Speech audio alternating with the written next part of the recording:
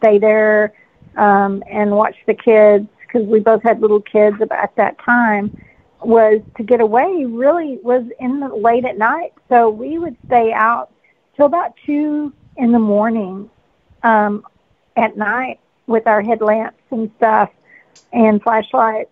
And only thing is, his husband got a little fearful, so I ended up buying us some diving knives that we could put either on our arm or on our ankle. You can attach them either way, just for protection, two women out at night. Mm-hmm. A little scary. But, we never had any issues. And I can tell you that night hunting on the beach with a full moon is like my absolute favorite. Oh, gosh. I miss those summer nights with a full moon. Oh, gosh. Yes. Because, the headlamp. I'll give you what I do in a minute or two, but I'll go through. So we've got Shauna. She says, beat the heat, stay in the AC. You've got Mike, who says morning is for drinking coffee. Audra says more going in the morning and using a cooling neck towel. Mr. Yep. Jeff Coin Digger Lubert is here, and he says he wears a full length sleeve fishing shirt, and he pours water on his back occasionally, and that it keeps him much cooler. So I do that a lot too. Is I'll pour cold water on my head and my back. Sometimes in this Texas heat. And it really will cool you down fast, especially your head, because that's where a lot of your hot air is escaping your head. So that's a great place. Okay, sorry. And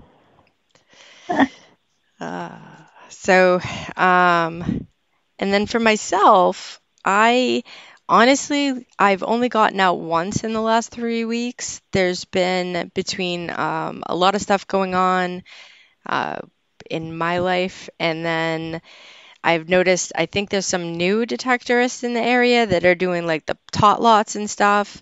I've seen them, hadn't seen them before, so obviously I'm going to let them have free reign of those because I've done that plenty. And then with the rain, all of our hay fields, you need 3 days of no rain for them to do first cut. So really there's a good portion of my fields still haven't had first cut. So with the little amount of time and the lack of places, I've been, and my creek is much higher. The rivers that I get in usually are so much higher. So I've been consolidating. I've been trying to clean out my work space and going through everything. I have the 9 million drawers of different stuff and little baggies that are all labeled of the finds, and I'm making sure that they're all in the books that I've got. And how many spoons can one have? How many buckles? How many debuckles does someone need? So I'm really going through those things and at least putting them all together. If there's different hunts or whatnot being put on, I could always donate different items. And then the other thing is I'm finding things that I have forgotten that I found. So I'm reliving some finds, which is a lot of fun, at least until I'm hoping this weekend I can get back out. But until then, it's been working to keep me sane. It's so fun to go through your finds, and then when you pull out one of those finds, you're like, oh my gosh, I totally forgot I found this, and it kind of brings you back to that moment of when you found it, and what was going through your mind, and where you were, and all of that. And I love doing that, and that's something neat about organizing your finds and all of that as well. I've actually been trying to contemplate having my next hunt and I contacted where I had it last year, and the date we had pegged out. I'm not sure now if that's going to work. So I've got to figure something out. But those type of items are perfect for, like you said, donating to a hunt. I know Digger's Den is going to be doing their first ever seated hunt. So that's something you can think about, and that I need to think about. Is because I've got so much. But to donate, you mean? Gotcha. Yeah. I've got a lot that I need to donate and get rid of too, or either save for my hunt. I'm not sure yet how that'll work, but it's been doing a lot of traveling though, and a lot of filming. So we filmed this last weekend in Texas, and it was a lot of fun. It was a lot of fun this time. It was at an old farmhouse, and did a lot of metal detecting. So it was a lot of fun. Nice. Excited about that. Awesome. And yeah, you have at least 5 new videos out since our last show. I do. I've been trying to put 2 to 3 out a week, more than they use. So I've got quite a few out. I finished out, I think, our ones from the beach trip over in New York since we were last on air. Mm-hmm. I guess the second and third. Yep, second and third. And then I have several tot lots and one park where I found a bunch of silver. And I'm going to try to edit another video, hopefully tomorrow, and get that out as well. So y'all be sure and catch up. Lots to catch up on. And I've got a really cool upcoming tip video coming up soon, I hope. So I hope you'll get a lot out of it. It also has a tip for your health in there as well. So there'll be something different. Awesome. Something you do for a metal detector, but you can do for yourself as well. So I'm really excited about that video. That's all I can tell you right now. You have to just hold on to your hats and go check it out. So anyway. Fantastic. And then so next week we'll see how it goes. But next Monday we were going to do Christmas in July. Yeah. So got a whole bunch of stuff for that. And yeah, we'll be doing giveaways to those that are listening live, and then we'll have 1 or 2 for those that listen later in the week that might close a week after the episode. And with that, we'll obviously give all the rules and details next week on that piece of it, the listen later piece. So definitely tune in. It should be fun. I started, yeah. That's the other thing too, is I had stuff everywhere and I'm like, all right, I need to consolidate and figure out what's going where, so. Right. Got all that. Christmas in July. Well, it'll be like Christmas Eve in July because it will be the 24th. It's crazy. Almost to August. Man, where did the time go,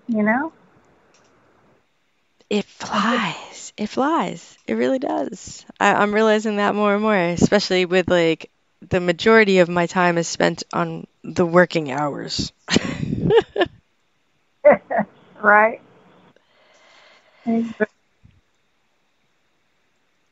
Yeah, too bad you don't have more time, to get out and just dig. But with the weather and everything else going on, it's hard sometimes. So. Yeah.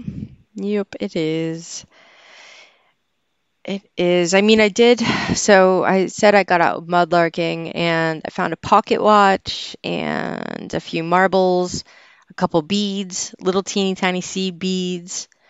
I absolutely love finding those. I realized also consolidating, I knocked over the little jar I had full of all the little seed beads from the last few years, and I'm like, well, where's this coming from? Picking them up off my desk, and I'm like, where's the jar? I can't find the jar. Oh, it's tipped over, and there's 9 million little teeny tiny beads all over my desk. I'm like,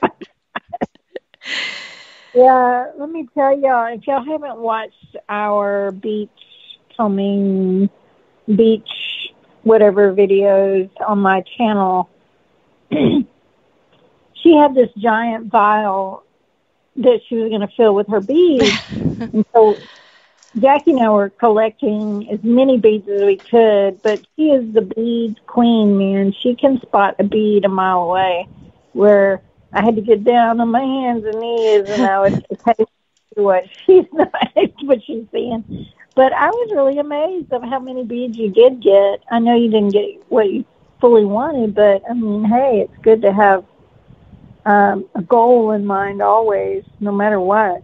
But I was amazed at how many beads you ended up with.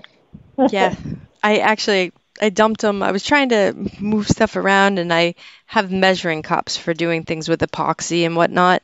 So I dumped all the beads into a measuring cup, and I just picked it up. I'm like, gee, I wonder, because it filled it to the top. It was a half cup full of beads from that trip. Wow. It's Wow. a lot of beads. So That's a lot of beads. yeah. And think of it, how much other stuff you found. I mean, y'all, Amanda beat us out. I know I found a lot of crap, and I ended up leaving a lot of crap to Amanda. She probably was cursing me after I left.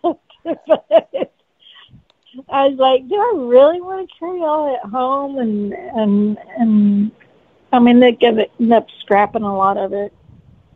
Yeah. Actually, I had some lady reach out to me and ask if I could, if I had anything from the New York waterways, and I was like, oh, I might. And she's like, any pottery or this and that, but that goes to one specific person, the pottery and the shards, the porcelain, and all that goes to another artist out there, and then the clock gears and stuff also goes to another artist. So I realize how much stuff I pick up that truly I did not pick up for myself. And I'm like, whew, once I separated a whole bunch of the stuff. But I finished tumbling everything as well, which was great. It's crazy how you can go from having so much time to like not having any time, or because I didn't have any time to clean anything. So I had thrown everything into the tumbler, and now I have all this time, and I'm like, well, not all this time, but broken up good amounts of chunks of time that I would have spent on cleaning items. And I'm like, oh, I threw all that stuff in. Actually, it came out great. Anything that was the copper brass, throwing it in the tumbler with the corn husk stuff, and I forget what other thing I used. Everything came out awesome. Fantastic. Wow, that's great. That's great. It is. But definitely hoping to go metal detecting. I did see we had a stretch of like 2.5 days with no rain. And one of the fields, the field that the heel plate came out of. Yeah. So the cornfield is planted, but all the hay field around it, they managed to cut. So I was like, ooh, I haven't done over here. So now I'm just waiting for getting out of work and without the supercell storms coming through. So again, yeah, hopefully this like sometime this week or this weekend I can get out there and see what else is there. Cool. That is awesome. I can't wait to see what you find. You better message me. Let me know. I will. Wouldn't it be funny if I found the matching heel plate? I've been seeing a lot lately. The one I want to find is the heart one. Yep. Heel plate. That would be epic if you found the heart heel plate.